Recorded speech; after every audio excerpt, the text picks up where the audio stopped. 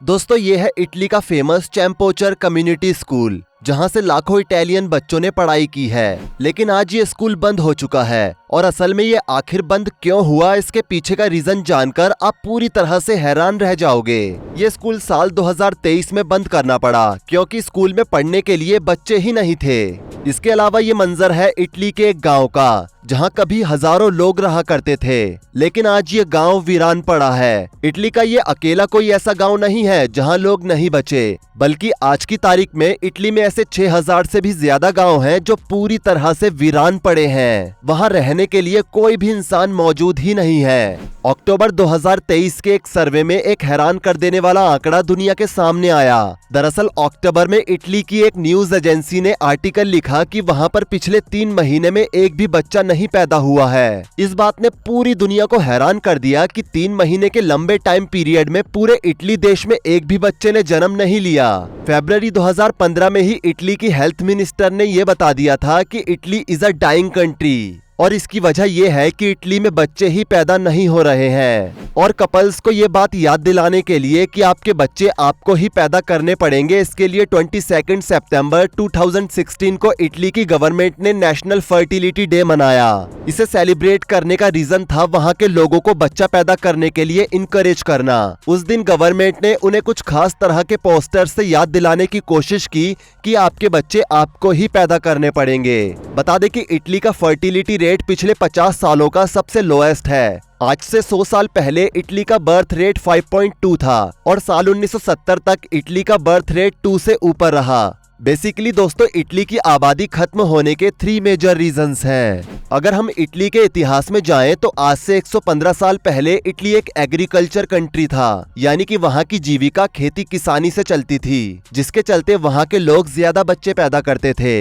क्योंकि फैमिली में ज्यादा लोग रहेंगे तो खेती किसानी और बाकी के काम अच्छे से हो पाएंगे और घर को चलाने में भी आसानी रहेगी। लेकिन उसके बाद इटली के डेवलपमेंट के लिए वहां पर औद्योगिकरण यानी कि इंडस्ट्रियलाइजेशन होना शुरू हुआ, जिसके बाद वहां का सैलरी सिस्टम आया, यानी कि आपको 1 महीने तक फैक्ट्रीज में जाकर काम करना पड़ेगा और उसके बदले 1 महीने के बाद आपको कुछ सैलरी मिलेगी। जब सैलरी सिस्टम आया तो उसके बाद से वहां पर लोगों ने बच्चे पैदा करना कम कर दिए, क्योंकि खेती किसानी में जितना पैसा 7 लोग मिलकर कमा रहे थे, सैलरी सिस्टम के बाद अब उतना पैसा 2 लोग कमा लेते थे। इसके बाद जब साल 1950 के दशक में वर्ल्ड वॉर 2 हुआ तो वहां की आबादी में कमी आई, और जब वॉर के बाद इटली की पॉपुलेशन की रिकवरी हुई तो उन्होंने सोशल वेलफेयर सिस्टम इंट्रोड्यूस करवाया। बता दें कि इस सिस्टम में कुछ वियर्ड रूल्स थे, जैसे कि इस सिस्टम के आने के बाद से बच्चे पेरेंट्स की नहीं बल्कि गवर्नमेंट की रिस्पॉन्सिबिलिटी थे, और उनकी एजुकेशन से लेकर हेल्थ तक सब कुछ गवर्नमेंट ही देखती थी। इसलिए अब उनके पास ज्यादा बच्चे पैदा करने का कोई रीजन नहीं बचा था, और इसलिए साल 1950 के बाद इटली में लगातार बर्थ रेट गिरता गया, और आज कंडीशन ये है कि वहां पर बच्चे बचे ही नहीं हैं। अब वहां का बर्थ रेट गिरने का जो सबसे मेन रीजन है वो है ब्लैंक रेजिग्नेशन। इस पॉलिसी के अंडर में ये आता है कि इटालियन वुमेन को कोई भी जॉब ज्वाइन करने से पहले एक ब्लैंक पेपर में साइन करना होता है, और ये रूल वहां जॉब करने वाली हर महिला को मानना ही होता है। अब क्योंकि इटली एक विकसित देश है और बाकी विकसित देशों की तरह इटली के जॉब सेक्टर में मोर देन 45% वुमेन्स हैं, और जॉब ज्वाइन करने से पहले एम्प्लॉयर उनसे एक ब्लैंक पेपर पर साइन करवा लेते हैं, जो कि बेसिकली उनका रेजिग्नेशन लेटर होता है, ताकि अगर इन फ्यूचर कभी भी वो लड़की प्रेग्नेंट हो जाती है तो उस ब्लैंक पेपर पर किए गए साइन का यूज करके उसे जॉब से डिसमिस किया जा सके। अब दोस्तों, जैसा कि हम सभी को पता है कि आज के समय में लड़कियां लड़कों से कम नहीं हैं, और इसी के चलते वो भी लड़कों की तरह फाइनेंशियल इंडिपेंडेंट होना चाहती हैं, और इटली तो एक डेवलप्ड नेशन है, तो वहां की लड़कियां भला कैसे पीछे रह सकती हैं। यही कारण है कि जो लड़कियां जॉब करना चाहती हैं उन्हें हमेशा अपने फ्यूचर को लेकर एक डर बना रहता है कि अगर उनकी गलती की वजह से बाय मिस्टेक या प्री प्लान्ड वो प्रेग्नेंट हो जाती हैं तो उनकी जॉब से उनको निकाल दिया जाएगा, और इसलिए ही समय के साथ साथ वहां की लड़कियों में मां बनने की क्षमता कम होती चली गई, और आज ये हाल है कि वहां की लड़कियां अपनी जवानी के दिनों में बिना शादी के एंजॉय करना चाहती हैं, और रीजन तो आप जान ही गए होंगे। अब अगला रीजन कि आखिर इटालियन वुमेन बच्चा पैदा क्यों नहीं करना चाहती, वो है चाइल्ड बर्थ नेशनैलिटी का ना होना। अब बेसिकली ये होता क्या है, पहले ये समझ लेते हैं। मान लीजिए कि आप जॉब करने के लिए अमेरिका गए और अगर वहाँ पर आपके बेबी होता है तो वो बर्थ से ही अमेरिकन नेशनलिटी होल्डर होगा, यानी कि उसके पास पैदाइशी अमेरिका की नागरिकता होगी। जबकि इटली में ऐसा नहीं है, चाहे भले ही आपको वहाँ की नेशनलिटी मिल चुकी हो और आप वहाँ के टैक्स पेयर हो। इसलिए ही वहाँ पर जाकर जॉब करने वाले इमिग्रेंट्स कुछ सालों तक वहाँ पर जॉब करने के बाद नॉर्दर्न यूरोप की तरफ मूव कर जाते हैं। अब ऐसा देश जहाँ पर ऑलरेडी बच्चों की कमी हो, वहाँ पर इस तरह के रूल्स दूसरे देशों से आने वाले लोगों को ज्यादा दिन तक टिकने नहीं देते। अब बात करते हैं कि आखिर इटालियन लोग बच्चा पैदा क्यों नहीं करना चाहते। बता दें कि OECD का एक रिसर्च डेटा बताता है कि आज 18 से 34 साल की उम्र की मोर देन 70% यूथ अपने बूढ़े माँ बाप पर ही निर्भर है। वैसे ये इंडिया में बड़ी ही आम बात है कि बच्चे बड़े होने के बाद भी अपने पेरेंट्स के साथ ही रहते हैं, लेकिन वेस्टर्न कंट्रीज में ऐसा होना सच में काफी अनयूजुअल है, क्योंकि आमतौर पर वहाँ के कल्चर के हिसाब से बच्चे पढ़ाई लिखाई के बाद 18 से 20 साल की उम्र के होते होते अपने पेरेंट्स से अलग हो जाते हैं और अलग ही रहते हैं। लेकिन UN की एक रिपोर्ट के अनुसार इटली में 25 से लेकर 35 साल तक के बच्चे अपने पेरेंट्स के साथ ही रहते हैं और उन पर ही फाइनेंशियली निर्भर रहते हैं, क्योंकि इटली में जॉब है ही नहीं और जो जॉब्स हैं भी उनकी सैलरी सफिशिएंट नहीं है। CNN के एक डेटा के अकॉर्डिंग इटली के पर पर्सन की एवरेज इनकम 2475 यूरोज है और एक घर का रेंट 12.12 यूरो पर मीटर है। अब ऐसे में अगर कोई मिनिमम 100 स्क्वायर मीटर का भी घर लेना चाहेगा तो इस घर का रेंट उसकी सैलरी का लगभग आधा होगा। अब ये सब आखिर वहाँ हो क्यों रहा है, तो आपको बता दें कि ऐसा वहाँ पर चलने वाली रिसेशन यानी कि मंदी की वजह से होता है।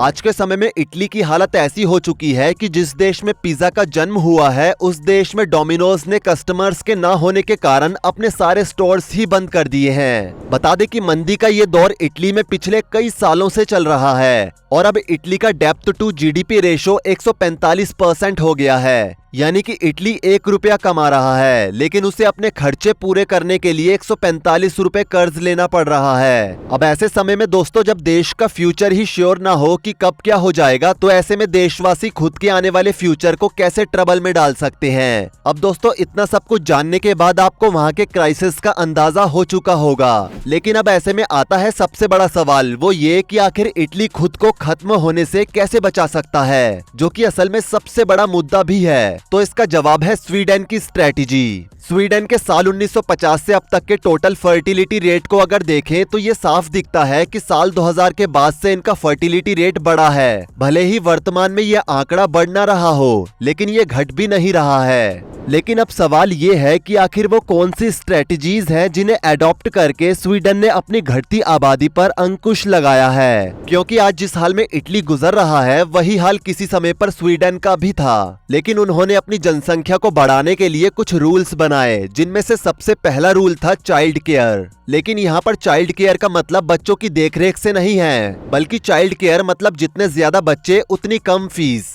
स्वीडन के पेरेंट्स को यह अधिकार है कि वो अपने 1 से 6 साल तक के बच्चों को प्री स्कूल में रख सकते हैं और प्री स्कूल में बच्चों को डालने का बर्डन उनके पेरेंट्स ना झेलें, इसके लिए वहाँ के प्राइवेट और गवर्नमेंट दोनों तरह के प्री स्कूल की फीस बराबर होती है। वहाँ ऐसा नहीं है कि सरकारी स्कूल मतलब कम फीस और प्राइवेट स्कूल मतलब की ज्यादा फीस। वहाँ पर फीस स्ट्रक्चर भी हर वर्ग के इंसान के लिए पॉकेट फ्रेंडली होता है। वहाँ पर पहले बच्चे के लिए हाईएस्ट फीस देनी होती है, जबकि सेकंड और थर्ड बच्चे के लिए और भी कम, और 3 बच्चों से ज्यादा बच्चे हैं तो फीस पूरी तरह से माफ हो जाती है, यानी कि वो बच्चा फ्री में पढ़ता है। इसके अलावा वहाँ पर एक नया बिल इंट्रोड्यूस किया गया था, जिसके अनुसार पेरेंट्स की इनकम से 3% से ज्यादा फीस नहीं ली जा सकती है, चाहे फिर वो प्राइवेट स्कूल हो या सरकारी स्कूल। इसके अलावा भी वहाँ पर एक और पॉलिसी है और वो पॉलिसी है पेरेंटल लीव पॉलिसी। इस पॉलिसी के अनुसार 16 महीनों का पेड पेरेंटल लीव दिया जाता है। वैसे पेरेंटल लीव से एक बात और याद आई,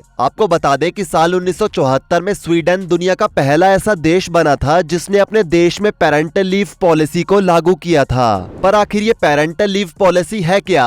तो आपको बता दें कि न्यूबॉर्न बेबी के होने के समय कपल को 16 महीनों तक छुट्टी दी जाती है ताकि वो अपने बच्चों का ख्याल रख सकें। और सबसे अच्छी बात ये है कि इस छुट्टी का 1 भी रुपया नहीं काटा जाता है और उन 16 महीनों के दौरान उनकी सैलरी बिना काम करे ही आती रहती है। इसमें सबसे अच्छी बात यह है कि 480 डेज यानी कि 16 महीनों की ये छुट्टी न्यूबॉर्न बेबी या फिर अडेप्टेड चिल्ड्रन दोनों ही केस में लागू होती है। और अगर इटली को खुद को खत्म होने से बचाना है तो उसे भी इस तरह की पॉलिसीज को जल्द से जल्द अपने देश में लागू करना होगा, नहीं तो आने वाले कुछ ही सालों में इटली वर्ल्ड मैप से गायब हो जाएगा। वैसे दोस्तों, इटली और स्वीडन के बारे में इतना सब कुछ जानने के बाद मुझे ये तो पता चल गया कि भारत और चीन में ऐसा कभी भी नहीं हो सकता है। वैसे इटली और स्वीडन जैसे देशों के बारे में आपकी क्या राय है, नीचे कमेंट सेक्शन में जरूर बताएं। वीडियो को लाइक करें, शेयर करें और ऐसी ही और वीडियोस के लिए इस चैनल को सब्सक्राइब करके साथ में बेल नोटिफिकेशन को भी ऑल पर सेट कर लें। धन्यवाद।